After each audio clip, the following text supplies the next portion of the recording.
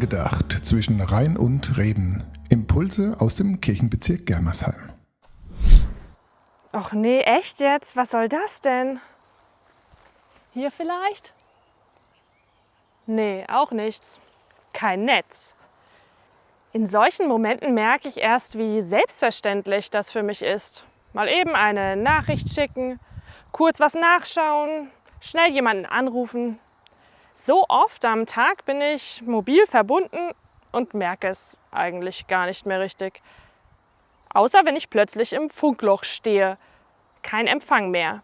Ich kann zwar noch auf Senden drücken, aber es kommt nichts mehr zurück. Keine Antwort, kein Zeichen. Wenn ich ehrlich bin, beim Beten fühlt es sich manchmal so ähnlich an. Ich rede, ich bitte, ich warte und es bleibt still. So als hätte ich bei Gott keinen Empfang.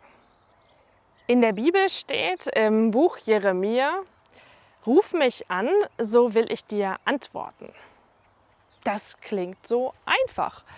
Wie eine direkte Leitung, als würde Gott sofort abheben, wenn ich mich bei ihm melde. Aber meine Erfahrung ist oft eine andere. Ich bete und ich höre nichts. Gibt es bei Gott vielleicht auch Funklöcher? Oder bin ich einfach nur zu ungeduldig? Vielleicht ist Beten ja gar nicht wie ein Anruf, bei dem direkt jemand abhebt, sondern eher wie eine Sprachnachricht. Ich spreche erstmal nur selbst, manchmal unvollständig, manchmal durcheinander, gar keine richtigen Sätze. Und dann bleibt es erstmal still. Aber ich kenne das. Auch bei Sprachnachrichten kommt die Antwort ja oft nicht sofort. Und trotzdem ist da jemand, der mich hört. Gottes Antwort ist selten so eindeutig wie eine Nachricht auf dem Display. Sie ist oft leiser, unaufdringlicher. Eher so ein Gedanke, der plötzlich da ist, ein Satz, der mir später wieder einfällt. Ein Mensch, der im richtigen Moment auftaucht, oder ein Wort, das mein Herz berührt.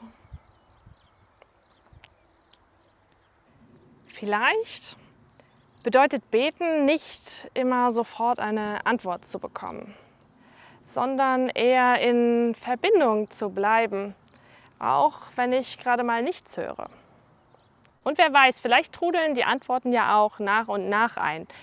Leiser, als ich sie erwarte und womöglich auch anders, als ich sie mir vorstelle. Angedacht zwischen Rhein und Reben. Impulse aus dem Kirchenbezirk Germersheim.